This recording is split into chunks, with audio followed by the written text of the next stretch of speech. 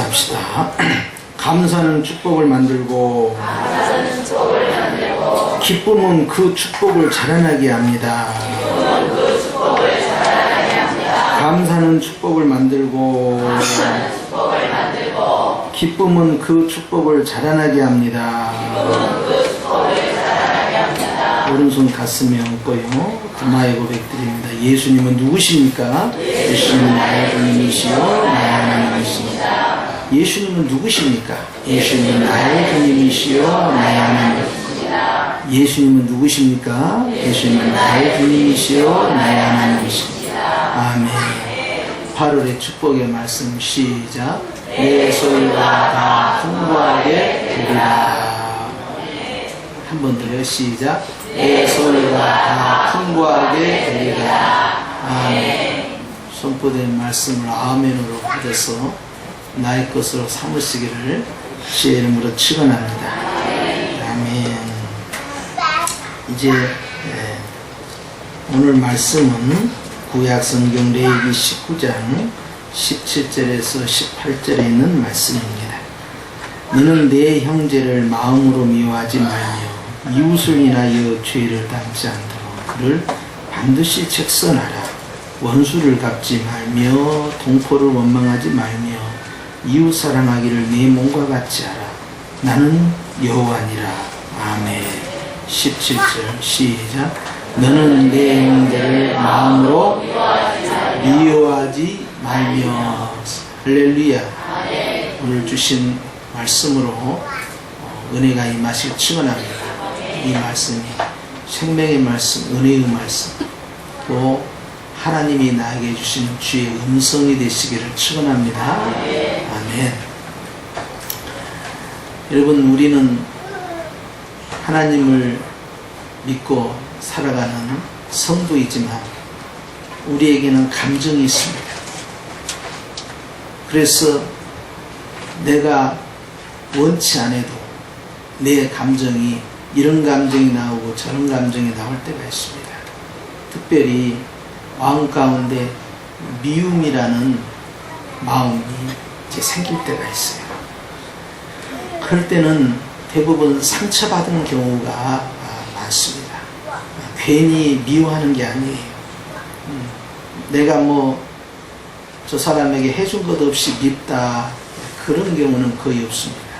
왜냐하면 뭔가가 연관성이 있기 때문에, 내가 지금까지 살아온 것과 다르게 살기 때문에 밉다든지, 못마땅히 밉다든지, 나에게 손해를 끼쳤다든지, 나를 비방을 했다든지, 나를 모욕을 줬다든지, 그렇게 해서 내 감정을 격동을 시켰기 때문에 미워할 때가 많습니다. 그런데 오늘 주님께서는 이 레위기 19장 17절 말씀에 네 형제를 마음으로 미워하지 말라라고 말씀합니다. 무엇으로 미워하지 말라고요? 마음으로 미워하지 말라. 그러니까 화를 벌컥 낸 다음에 저 사람은 뒤끝이 없어, 그러니까 화냈지 나중에 좀 가면 풀어줘도 괜찮아, 그렇게 하는 분들이 있어요. 사람마다 다양한 성격의 유형이 있지. 그러나 오늘 주님께서는 마음으로부터 시작되는 이 미움에 대해서 경계하시면서 특별히 형제에 대해서, 가족에 대해서, 그리고 내 부모와 내 남편과 내 아내, 내 자녀, 그리고 나와 함께 직장 생활하는 동료, 그리고 나와 함께 사업을 진행하는 어떤 비즈니스 이제 동역자, 여러 사람들과의 관계 속에서 나에게 유무용으로 피해를 준 사람, 나를 괴롭게 한 사람에 대해서 우리는 마음에 불편함을 느낍니다.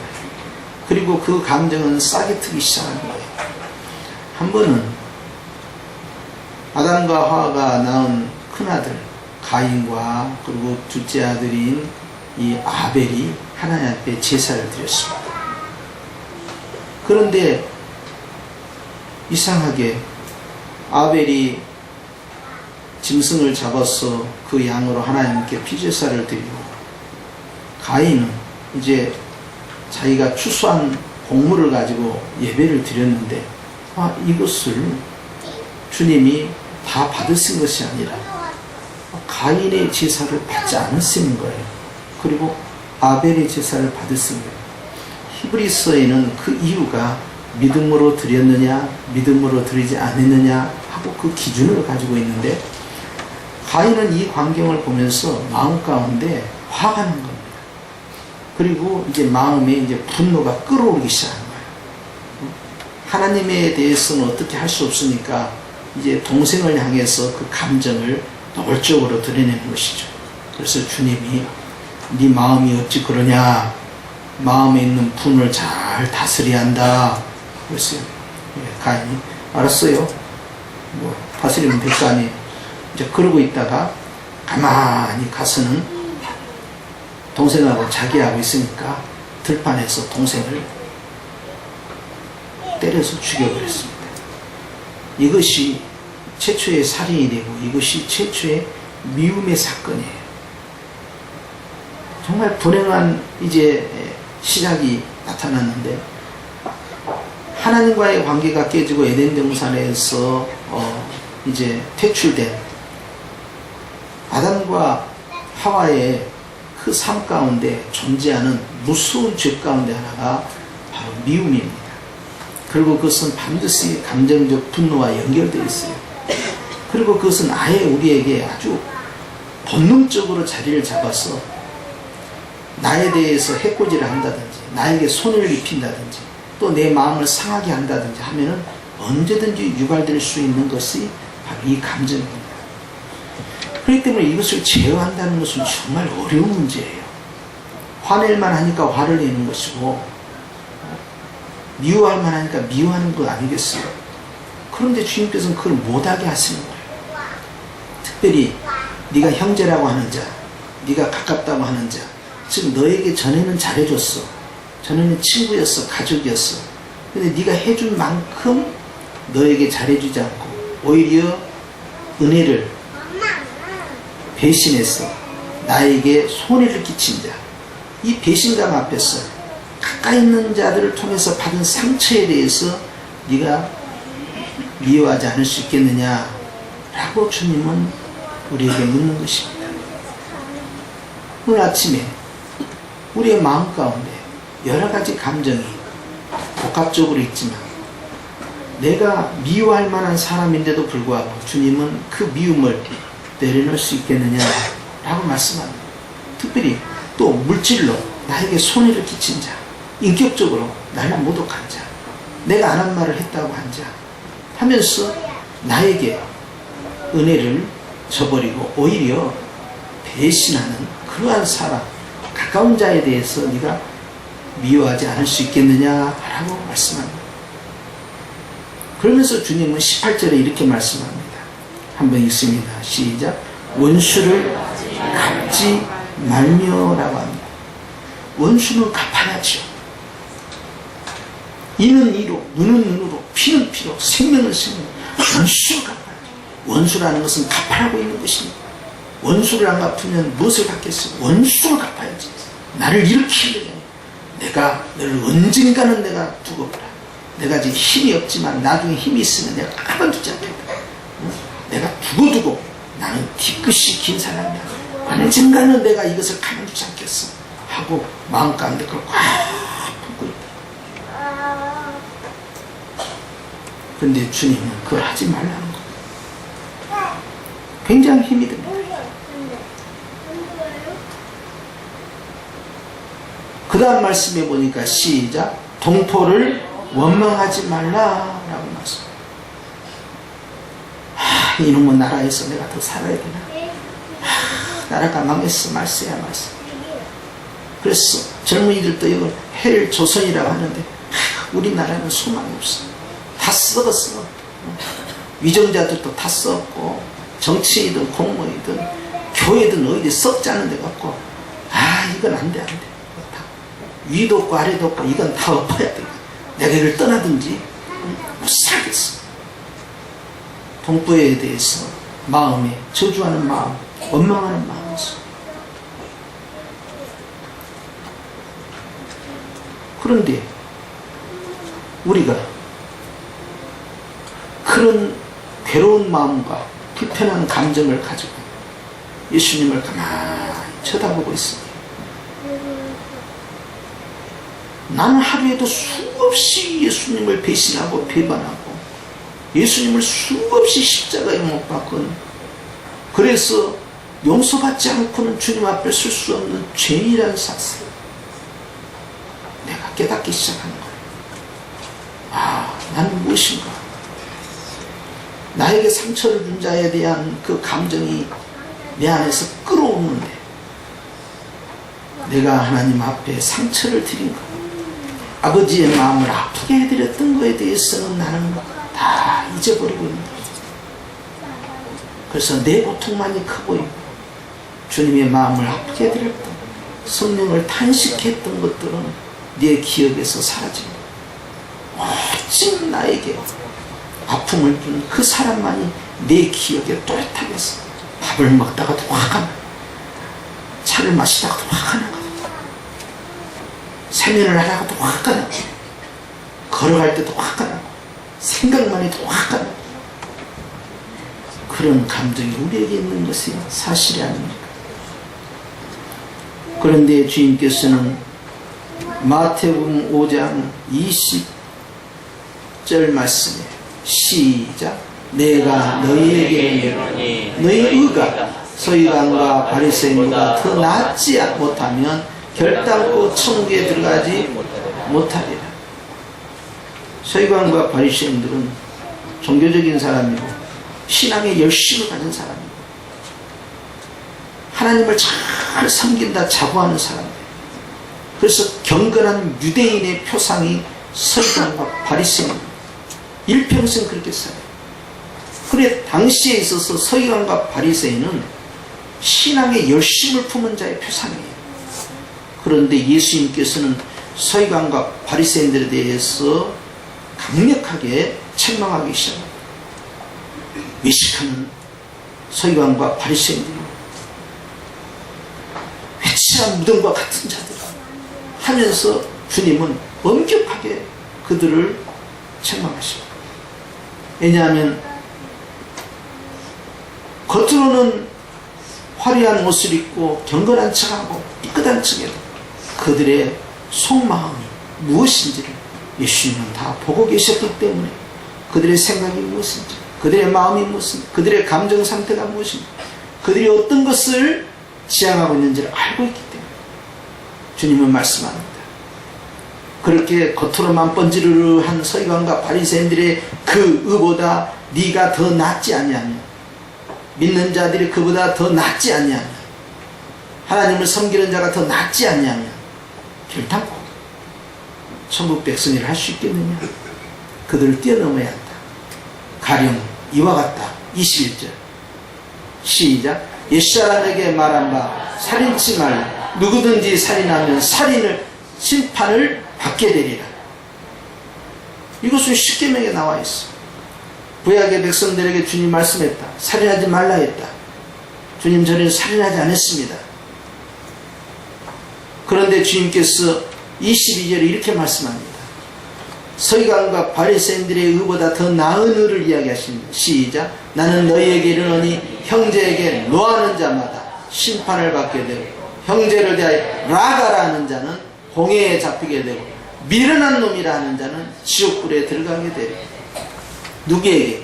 형제에게, 내가 가깝다 하는 형제에게, 나의 가족에게, 함께 구원받은 하나님의 백성들과의 관계 속에서 네가 상대를 향하여 마음의 노함을 갖고 있다면, 그 분노를 갖고 있다면 하나님이 그거 심판하십니다. 하나님 앞에서 네가 네 형제라 하는 자에게 네가 라가라고 욕을 하는 자는 하나님 앞에서 엄히 책망합니다. 그러니까 우리가 습관적으로 나오는 모든 욕설, 욕짓거리가 하나님 앞에서 결코 심판의 대상이라는 사실을 기억해야 합니다. 그래서 우리의 언어가 바뀌어야 돼요. 생명의 언어로, 살리는 언어로, 하나님 기뻐하시는 언어로 바뀌어야 돼요. 그런데 내 마음에 미움이 있고 분노가 끌어오르면 참을 수가 없어요. 그래서 육두문자가 나가는 거예요.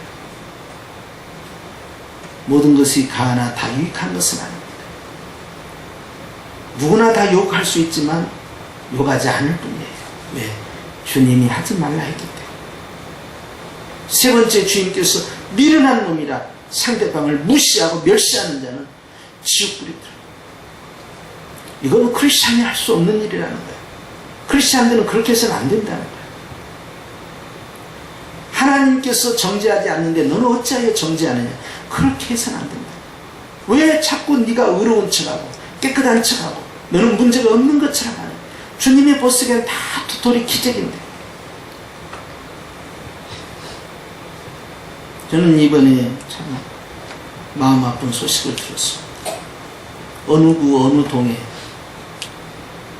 4,000명이 모이는 큰 교회가 있었어요.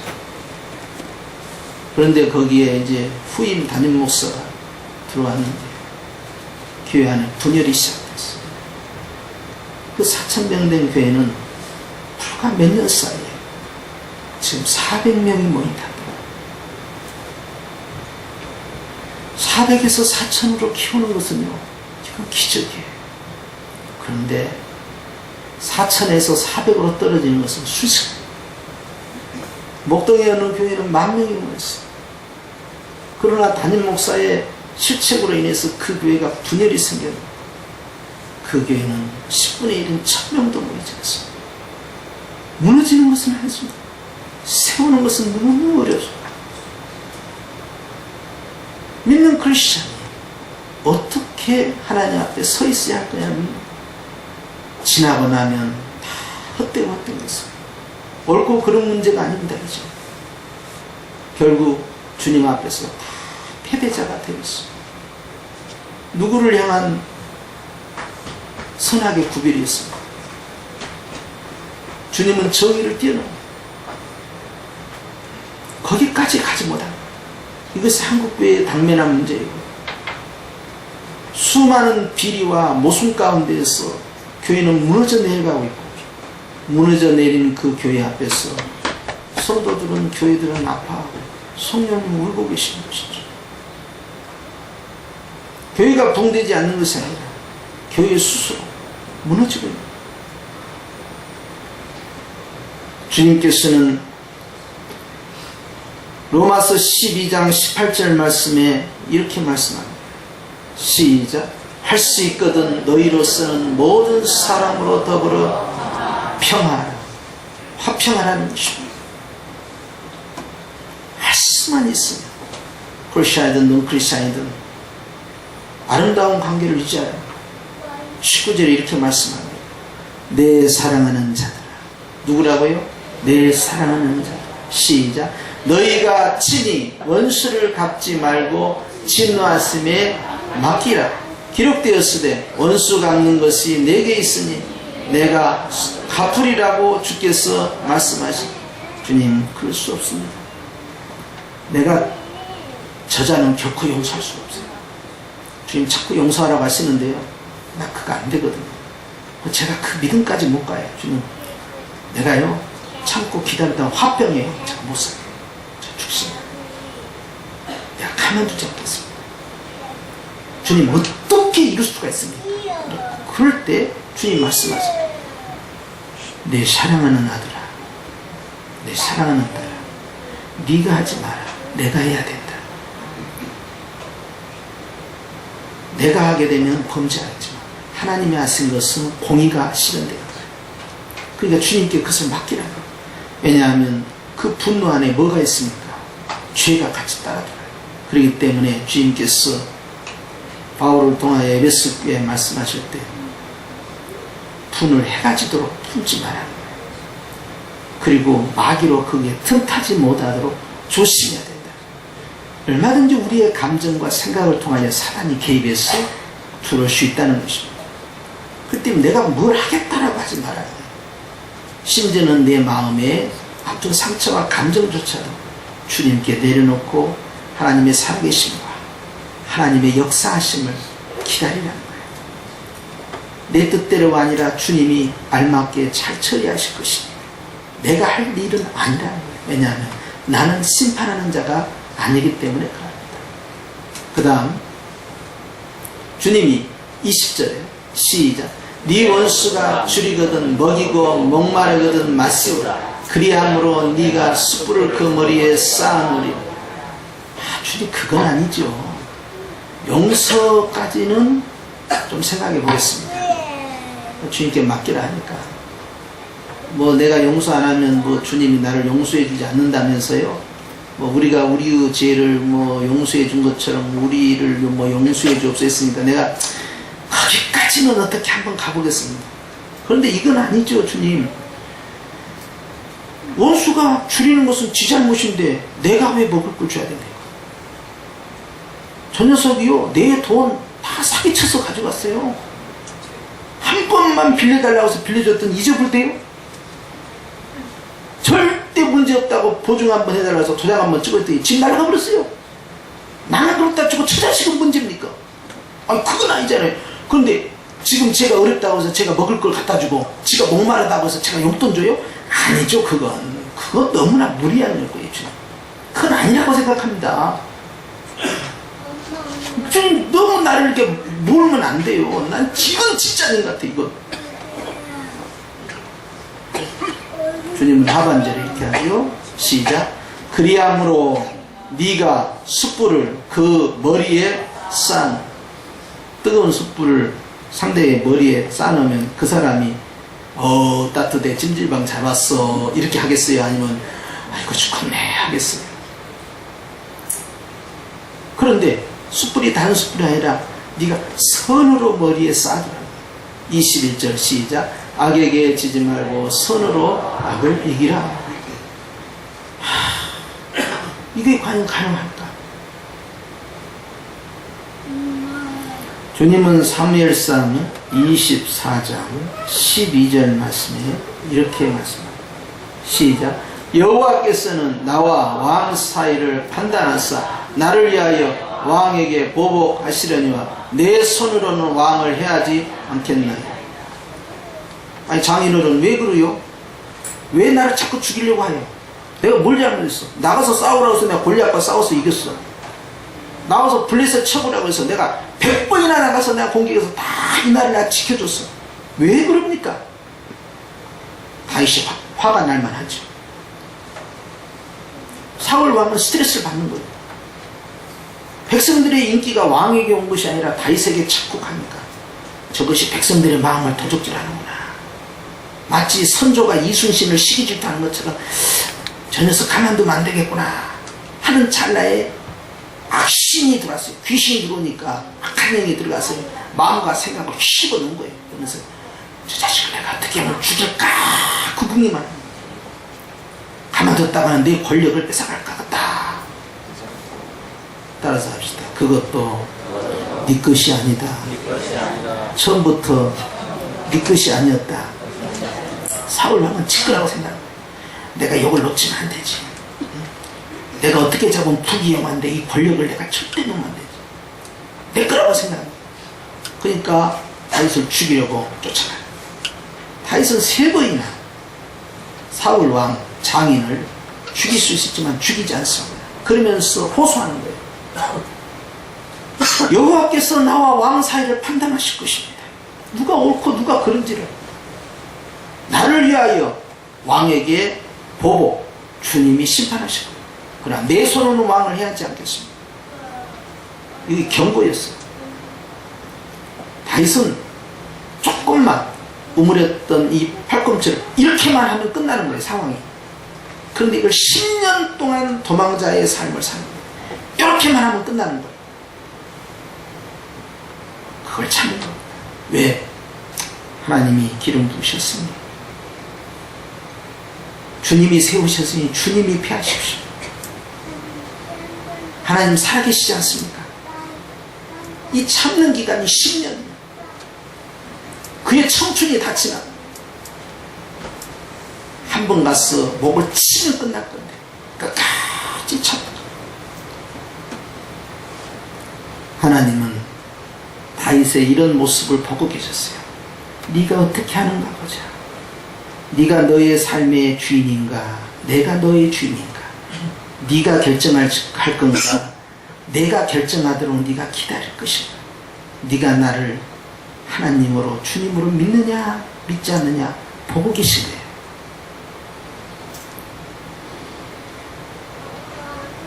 베드로전서 3장 8절에 주님은 이렇게 말씀합니다. 시작. 마지막으로 말하는 너희가 다 마음을 같이하여 체휼하며 형제를 사랑하며 불쌍히 여기며 겸손하며 9절에 시작. 악을 악으로 욕을 욕으로 갚지 말고 도리어 복을 빌라. 주님, 그건 아니지요. 주님이 용서하라고 해서 용서할 수도 있고요, 주님이 보복하지 말라고 해서 보복 안 하고 기다릴 수는 있어요. 그러나 복을 빌라니요, 그건 아니지요. 거기까지는 아닌 것 같습니다. 주님, 그냥 내 눈에 걸리지 마. 옛날 생각나면 너 죽어.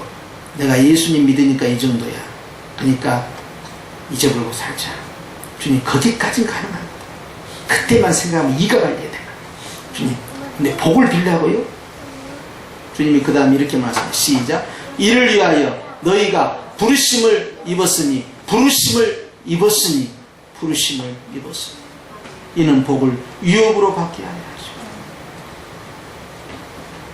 너는 상대방을 심판하고 저주하고 책망하는 그런 권세자가 아니라 상대방에게 복음을 전하고 생명을 선포하고 입술의 권세를 통하여서 네가 축복의 통로로서 네 사명을 감당하고 네가 축복의 창고를 가지고 있으면서 다른 사람에게 나누는 자이다. 너는 그 역할로 부름을 받은 것이다. 그것이 그에게 합당하면 그에게 임할 것이요, 그 합당치 않으면 너에게 들어올 것이니 너는 그 목적으로 하늘의 유업을 네가 받은 것이 아니냐. 그래서 하지 말라고 한 것이다. 그럼 진짜 그렇게 말씀하시죠. 처음부터 말씀 안 하시고 내가 무지하게 화가 났는데요.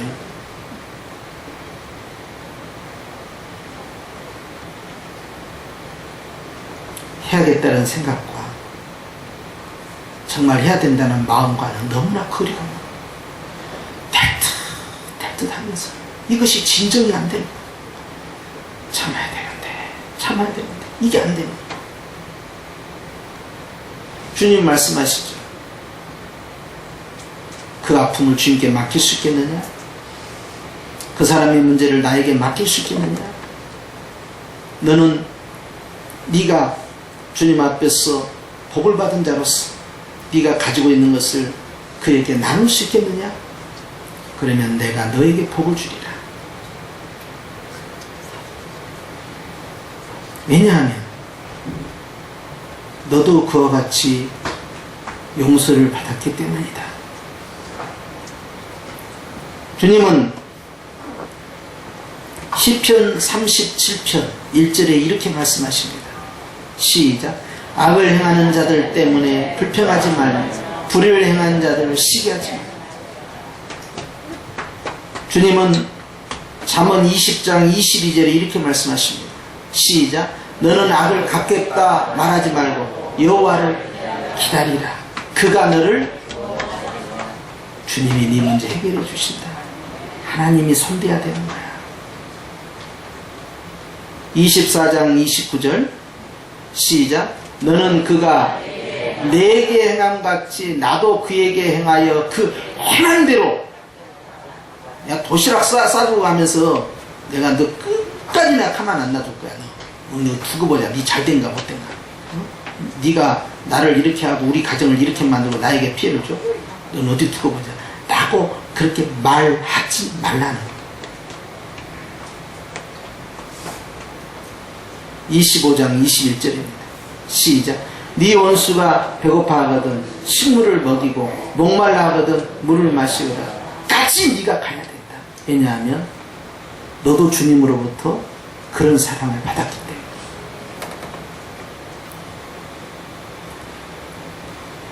그러면서 주님께서는 레위기 19장 18절 말씀의 하반절에 이렇게 말씀합니다. 시작. 이웃 사랑하기를 내 몸과 같이 하라. 시작. 이웃 사랑하기를 내 몸과 같이 하라. 나는, 네가 나를 하나님으로 믿느냐? 나는 너의 주님이다. 나는 여호와다. 예수님께서는 요한복음 13장 34절 말씀에 구원받은 주님의 제자들에게 새 계명을 하나 주겠다는 것. 예수님께서는 율법을 다 완성하셨기 때문에 계명이 있을 수가 없지요.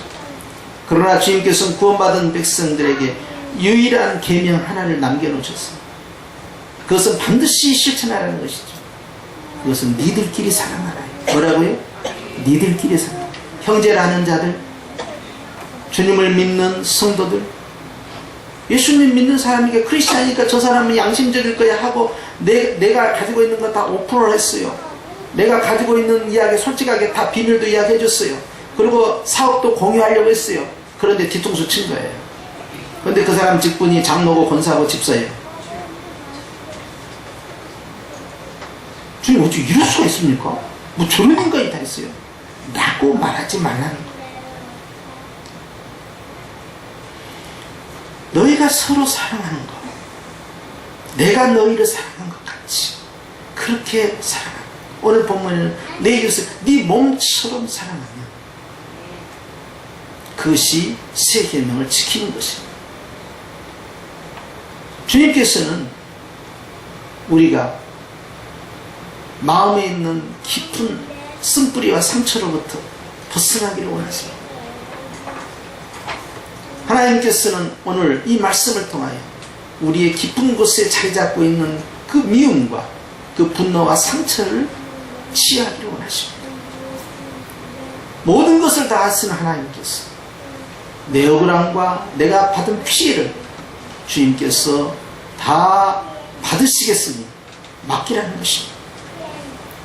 그리고 오늘 주님 말씀합니다. 네가 해야 할 것은 심판자가 아니고 너는 생명의 사역자. 그래서 칭찬해주고 격려해주고 축복해주고. 왜? 너는 그런 것만 가득 들어있는 바로 생명을 유업으로 받은 자이기 때문에 다른 것이 네 안에서 나가지 않도록 해야 한다. 왜? 너는 하늘의 복을 받은 자이기 때문에. 오늘 우리 성현교회 주님은 이 레위기 19장 말씀을 주십니다. 이 말씀이 저는 성령께서 우리에게 하나님의 음성이 되기를 원합니다.